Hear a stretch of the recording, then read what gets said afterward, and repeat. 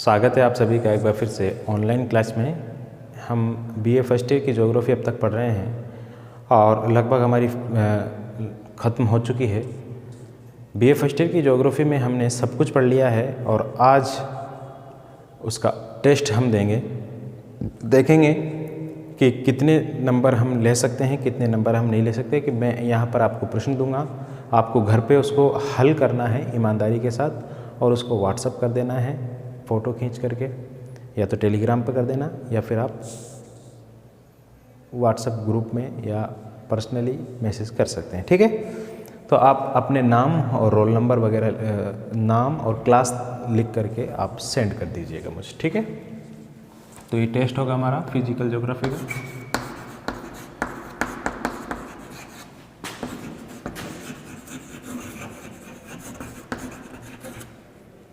Physical geography का एक test paper है। ठीक है, इसमें मैं आपको कुछ क्वेश्चन दूंगा और क्वेश्चन का आपको जवाब देना है घर पर ही। ठीक है, क्वेश्चन नंबर 1 है, प्रसिद्ध जर्मन जलवायुवेत्ता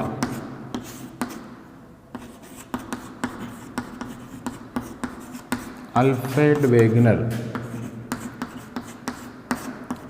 ने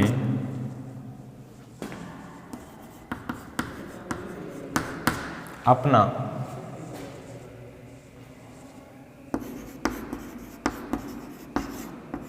महाद्वीपीय प्रवाह सिद्धांत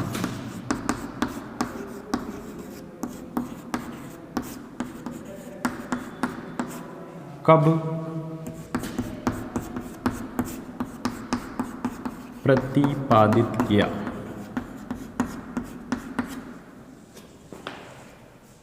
option number A 1930, option number B 1912, option number C 1924 और ऑप्शन नंबर डी 1911। इनमें से आपको सही जवाब का पता लगाना है कि सही जवाब क्या है। प्रसिद्ध जर्मन जलवायु भूगोलवेत्ता अल्फ्रेड वेगनर ने अपना महाद्वीपीय प्रवाह सिद्धांत कब प्रतिपादित किया? 1930 में किया या 12 में किया या 24 में या 1911 में किया? इसका जवाब आपको देना है ऑप्शनों के साथ। प्रश्न नंबर 2, पैंथालासा क्या है?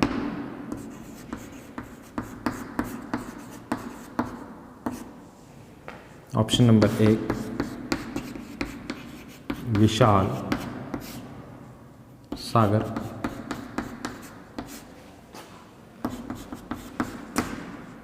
ऑप्शन नंबर बी विशाल महाद्वीप, ऑप्शन नंबर सी है एक समुद्री जीव,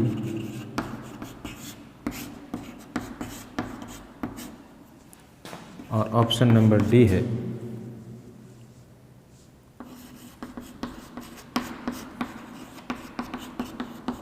अंटार्कटिक महाद्वीप। तो पैंथालासा क्या है, इसका जवाब हमको ढूंढना है। पैंथालासा क्या विशाल सागर का नाम है, या महाद्वीप का नाम है, या एक समुद्री जीव का नाम है, या अंटार्कटिका महाद्वीप को ही पैंथालासा कहते हैं? इसका जवाब आपको प्रस्तुत करना है। ठीक है, इसके बाद अगला सवाल है,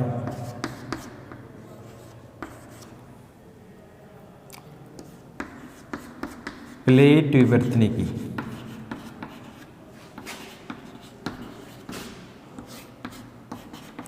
सिद्धांत किसने प्रतिपादित किया? के प्रतिपादक है, ऐसे लिख लीजिए। प्लेट विवर्तनी के सिद्धांत के प्रतिपादक कौन है? ये जवाब आपको देना है। इसमें ऑप्शन मिलेंगे आपको, ऑप्शन नंबर ए मिलेगा आपको, वो है वाइन और मैथ्यूज।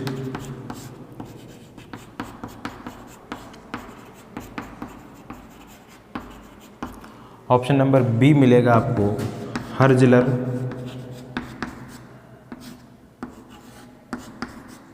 सी मिलेगा आपको वेगनर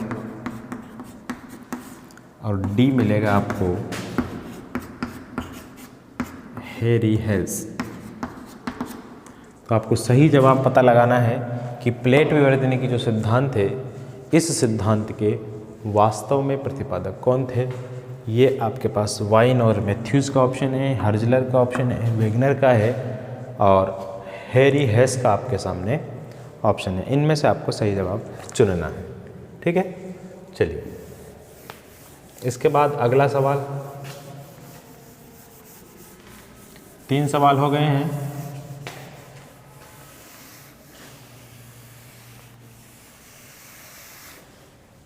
इसके बाद अगला सवाल देखते हैं। अगला सवाल कहता है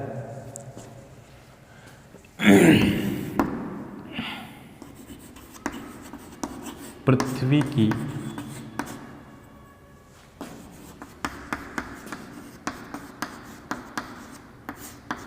आंतरिक संरचना के संदर्भ में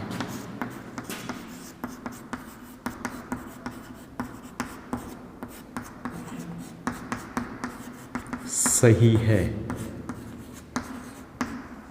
पृथ्वी की आंतरिक संरचना के संबंध में इनमें से कौन सा सही है। Option number A, option number B, C और डी। इन चारों में से आपको जवाब देना है। लिखिए, पृथ्वी में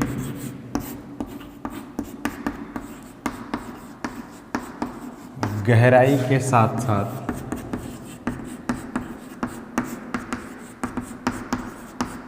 घनत्व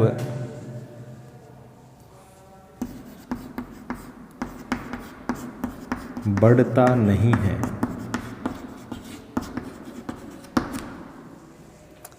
पहला हो गया ये। और दूसरा है पृथ्वी में गहराई के साथ तापमान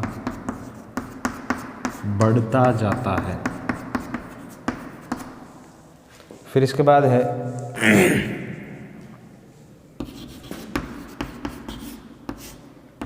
पृथ्वी के अंतरतम कोण का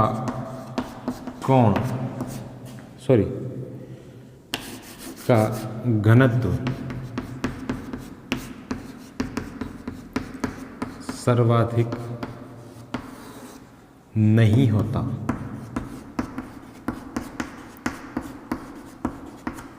पृथ्वी के अंतरतम कोण का घनत्व सर्वाधिक नहीं होता। ये एक ऑप्शन है इसमें। और एक आखिरी ऑप्शन ये है कि पृथ्वी का अंतरतम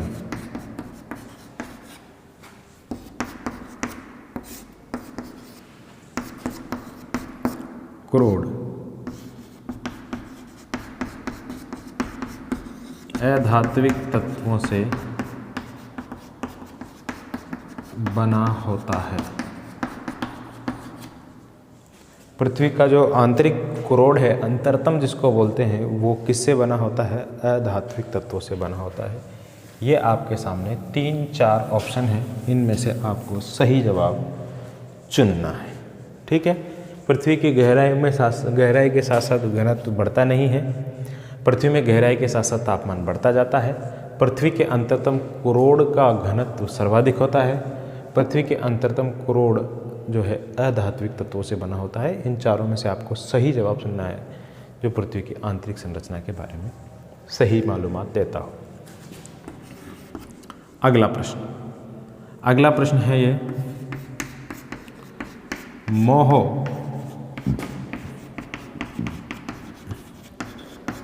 असंबद्धता पाई जाती है। मोह असंबद्धता पाई जाती है। Option number 1, 2, 3, 4। परपटी और प्रावार के बीच, प्रावार और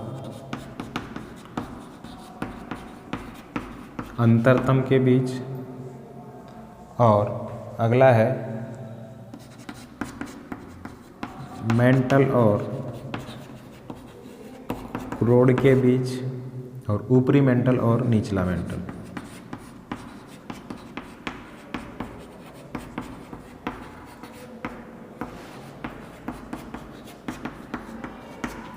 तो आपको ये पता लगाना है कि पृथ्वी का जो पृथ्वी के अंदर जो मोह असंबद्धता, मोह सोविक डिस्कंटिन्यूटी जो पाई जाती है, वो डिस्कंटिन्यूटी किसके बीच में पाई जाती है? परपटी और प्रावार के बीच में पाई जाती है, या फिर प्रावार और अंतरतम के बीच में पाई जाती है, या फिर क्रोड और मेंटल के बीच में पाई जाती है, या फिर ऊपरी और निचले मेंटल के बीच में पाई जाती है?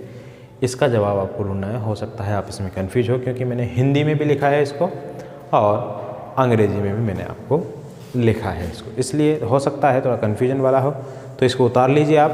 फिर इसके बाद हम और प्रश्नों को देखेंगे कुछ, और आपको एक एक 2-2 लाइन के क्वेश्चन भी आपको मैं दूंगा इसमें। चलिए,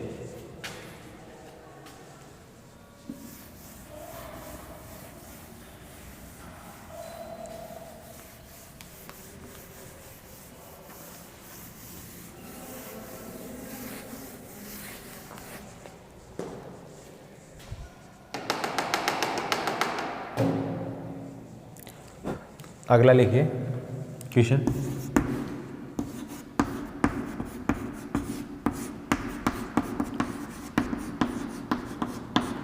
एयरी ने अपने सिद्धांत में किस चीज का प्रयोग किया?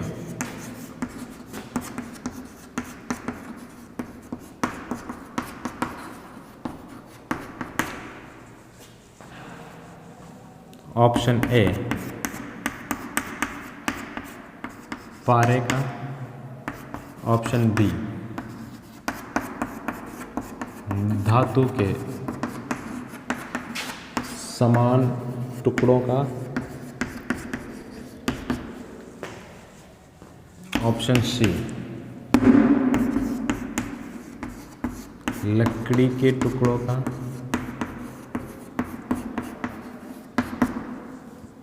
और ऑप्शन डी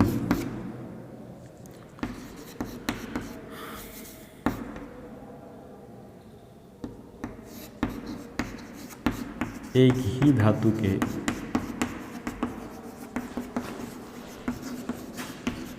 विभिन्न घनत्व वाले टुकड़ों का। तो सही जवाब का उत्तर चुनना है आपको। सही जवाब चुनना है आपको। पारे का उपयोग किया था, या फिर धातु के समान टुकड़ों का उपयोग किया था, या फिर लकड़ी के टुकड़ों का, या फिर एक ही धातु के विभिन्न घनत्व वाले टुकड़ों का उसने प्रयोग किया था। ये आपको पता लगाना है। इसके बाद अगला प्रश्न है, जिस चेंजबर्ग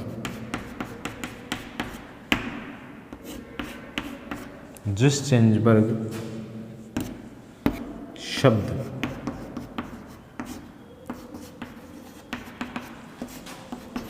किस विद्वान के सिद्धांत में मिलता है? जिस चेंजबर्ग शब्द किस विद्वान के सिद्धांत में मिलता है? आपको ऑप्शन के अनुसार उत्तर देना है। कोबर,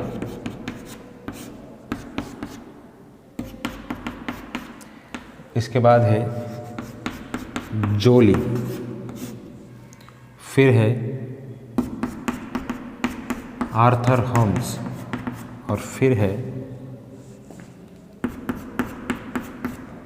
वेगनर। इन चारों में से कौन सा जवाब आपको सही लगता है उस जवाब पे आप टिक करेंगे। जिस्टेंसबर्ग जो है ये एक पर्वत निर्माण सिद्धांत से संबंधित है और ये चारों जो विद्वान हैं ये आपके पर्वत निर्माण से संबंधित सिद्धांत देने वाले से विद्वान हैं। ठीक है, तो इनके सिद्धांतों में कहीं ना कहीं आपको जिस्टेंसबर्ग नामक शब्द देखने को मिलेगा। वो किस विद्वान ने दिया था हमको यही पता लगाना है। फिर इसके बाद कुछ प्रश्न हैं छोटे छोटे, उन प्रश्नों को भी आप हल कर सकते हैं और आपको करना है। ठीक है, एक एक नंबर के प्रश्न हैं, छोटे छोटे प्रश्न हैं, देखेंगे कौन सही जवाब देता है और कौन नहीं देता है। चलिए, प्रश्न है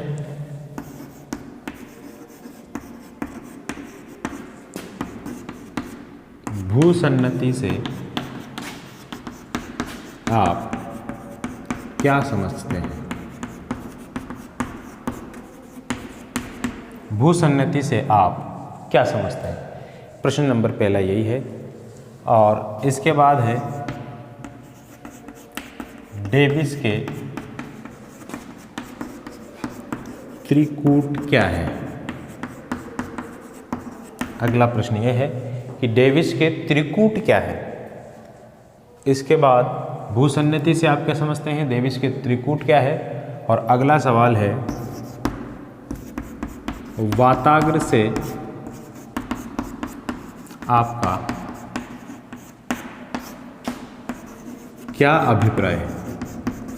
वाताग्र से आप क्या समझते हैं? वाताग्र किसे कहते हैं? सभी एक ही बात है। ठीक है, यानी कि आपको सीधा सीधा समझाना है कि वाताग्र होता क्या है वास्तव में। ठीक है, इसके बाद अगला प्रश्न इंटरेस्टिंग है, आपको आना चाहिए। पछुआ पवने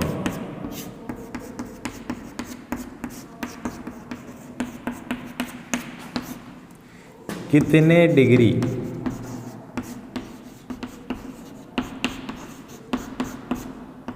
अक्षांशों के मध्य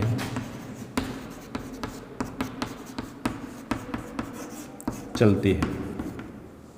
पछुआ पवनें कितने डिग्री अक्षांशों के मध्य चलती है, ये इसका उत्तर आपको देना है। तो कितने डिग्री अक्षांशों के बीच में चलती है ये बताना है आपको। इसके बाद एक और प्रश्न है, उसका प्रश्न यह है कि चिनुक से आपका क्या अभिप्राय है? चिनुक क्या है? चिनुक क्या है? और एक थोड़ा बड़ा प्रश्न लघुत्तरात्मक जिसको बोलते हैं वो है कि ज्वार भाटा को समझाइए। निबंधात्मक नहीं है, ज़्यादा बड़ा नहीं करना आपको, सिर्फ समझाना है। ज्वार भाटा को समझाइए। इसमें आपको चित्र भी बनाना है। अमावस्या, पूर्णिमा, अष्टमी, इन सभी का लघु ज्वार, दीर्घ ज्वार क्या होता है, इन सभी के बारे में आपको समझाना है। तो उम्मीद है आप इस पेपर को हल करके मुझे जल्दी से जल्दी भेजेंगे। मैं भी आपको इसका जवाब जल्दी से जल्दी देने की कोशिश करूँगा। तो आज की क्लास में सिर्फ इतना ही, मिलेंगे आपसे कल। तब तक के लिए मुझे दीजिए इजाज़त। नमस्कार।